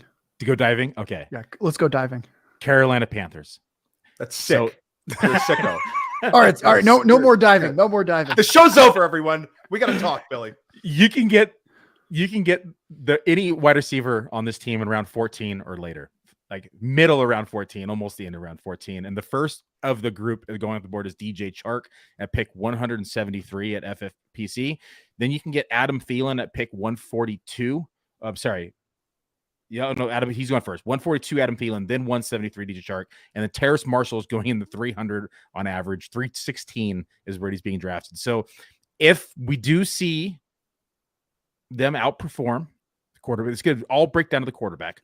But if we do have some success at the quarterback here, all 3 of these guys will beat ADP. What about Mingo? We're just going to forget Jonathan Mingo. Everyone hates Jonathan Mingo. We got to get his ADP. You can throw 209 right now, FFPC. So yeah. There you go. The 4th option could outperform it too. Did you have another answer that was a little less controversial, Billy? It's an easy one, Denver. And we talked about all the reasons earlier. Yes. All the coaching changes, Russell Wilson bouncing back. They're going to be throwing the ball a lot more while we have the running back healing, right? We're going to have all 3 weapons. So Patrick's back. There's so many weapons in this offense. Wilson is able to just regain form. This offense is going to click. Okay, guys, we've reached. Josh has been extremely generous with his time. This is the longest first class fantasy ever. We're honored that you stuck around with us for this, Josh. We had a very full show sheet and we hit it all. But guys, this is why we're here. We're not here to give you tiers. We're here to give you the wide receiver 1 overall. We have not seen a repeat wide receiver 1 overall since Antonio Brown, when he did it like 3 years in a row with 2 top 5 seasons bracketing it. He was unstoppable. But since then, the wide receiver 1 overall has had a difficulty repeating. Last year, Cooper Kupp was doing it points per game wise, had his season cut short. Remains to be seen how he would have done if he would have finished the season. But Justin Jefferson is the 101 right now in pretty much every non-superflex format for a very good reason. He was absolutely fantastic last year. But Josh Larkey, who is your wide receiver 1 overall in 2023? Will Justin Jefferson repeat, or do you have another player? The producers in my ear, they said they wanted more takes. They didn't think I gave enough takes. Okay, so I do have Justin Jefferson and Jamar Chase in the same tier. If Jefferson goes first, I take him first, then I'll take Chase next. If it was flipped, I'd take Chase first and Jefferson next. That may be alarming to some people. Let's talk about Jamar Chase. Jamar Chase led the NFL in targets per game last year, over 11 per game. T. Higgins, career targets, 108, 110, 109. I sense a trend. Tyler Boyd's targets the past 4 years, 148, 110, 94, 82. I sense a trend. And Boyd, for those wondering, played at least 15 games each of those seasons. Irv Smith stinks. I don't care what his player profiler page looks like when you look at his 40 time. He is small and awful with his agility scores. How is a tight end that small so non-agile? There's no running back that I believe will be taking away major target volume in 2023, Jamar Chase is the first receiver in NFL history to hit 2,000 receiving yards. I love it. I absolutely love it. This was a difficult one for me because I've had Jamar Chase as my 102 in redraft behind Justin Jefferson. But I do think there's an argument to it's very difficult repeating. It's something about NFL football where you've reached the pinnacle the year before at almost any other at any position. It's difficult being a repeat. We don't really oftentimes see the running back position show repeat winners, and we don't really see it a lot with the wide receiver position. Antonio Brown seems like a one-off. So gun to head, Justin Jefferson does it this year. And Justin Jefferson is the first repeat wide receiver 1 overall, but it's so close. And I'll take a Billy Muzio-like response here. When I have 101s, I need to use it on Justin Jefferson because you don't see Justin Jefferson at the 103. But occasionally you see Jamar Chase going at like the 104, the 105. So when I'm inside the top 5, I'm taking Jamar Chase any chance I can get. But if I get 101s for the time being, I need to use them on Justin Jefferson. But it is absolutely so close, guys. I really wanted to say Chase, but I have to go Justin Jefferson here. It's so close, though, Josh. Billy. I recently updated the projections, and Jamar Chase came ahead of Justin Jefferson by 0.4. So 40 basis points is it. That being said, everything you said is right, Theo. So there's a difference between rankings and projections, and there's a difference in a draft room.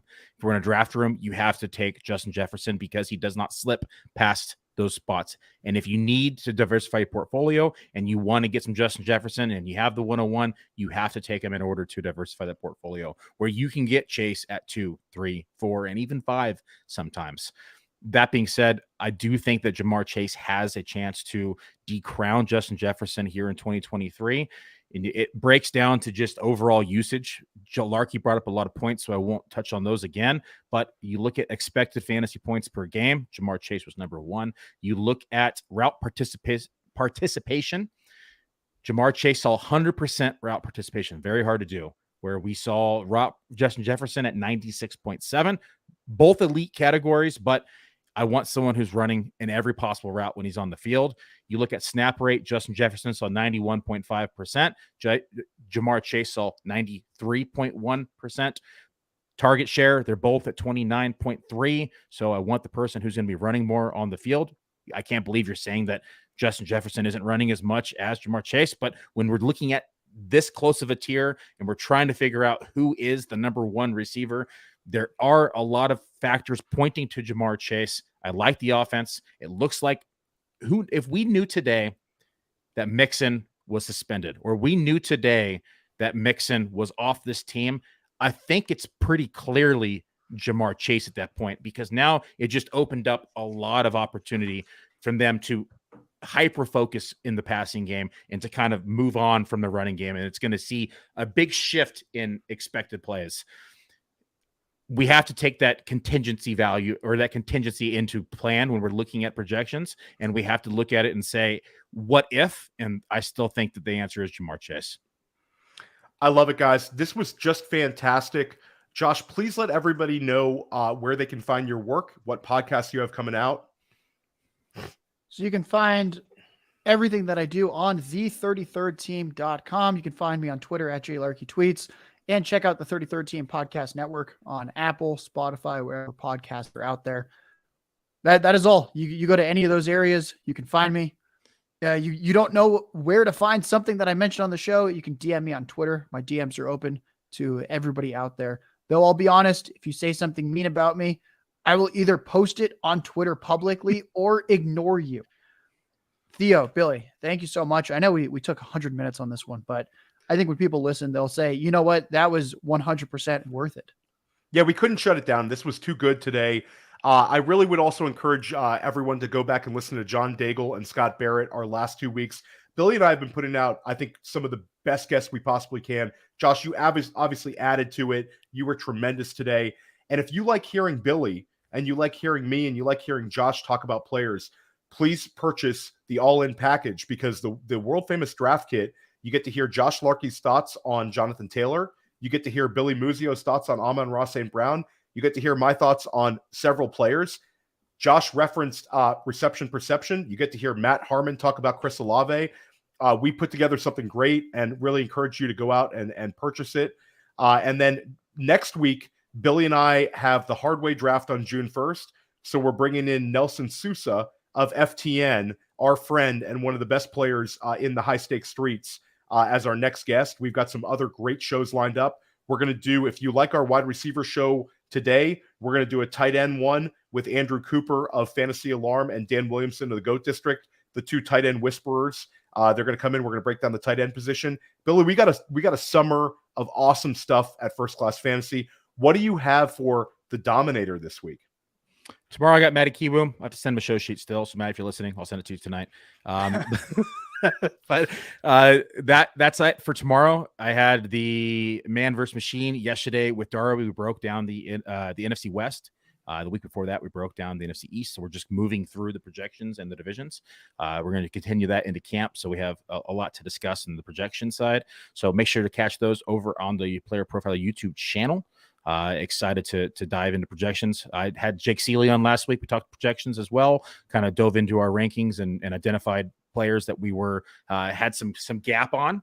And when you break down the numbers, it's not necessarily a gap in the ranking or the projections, I should say. It's just the tiers around them that adjust the players. So very interesting discussion. It talks about the tiers and how they affect the ranking of the overall player rather than the ranking themselves and the numbers. So it's a different take on projections and rankings and kind of the back scenes that you see on the numbers. So a lot of good stuff here over at Player Profiler. Larky, always a pleasure, my friend, to have you on the podcast. Love to pick your brain. We agreed a lot more today than we have in the past, which was great. It's nice. It was heartwarming, guys. It was heartwarming. Garrett Wilson was a rough start, and then I feel like we really picked up steam. I sided with you with Jaxon, Smith-Njigba. We started to, the rapport kept building. This is great when you have the analytics and the film side kind of combining forces, right? Or as we say, man and machine here, agreeing on a lot of football takes. That's when the magic happens in the football world. Awesome. Well, this was fantastic. Everyone have a tremendous Memorial Day weekend. Join us next week. Check out Josh, all the great stuff he's putting out. And we'll be back next week with Nelson Sousa. Have a great night, everybody. See you, buddy. Hey, I want to take a moment to thank you for tuning in. It's important to me that all of our media be free. This is only possible because of you allowing a true independent sports media enterprise to thrive unlike any other in the business.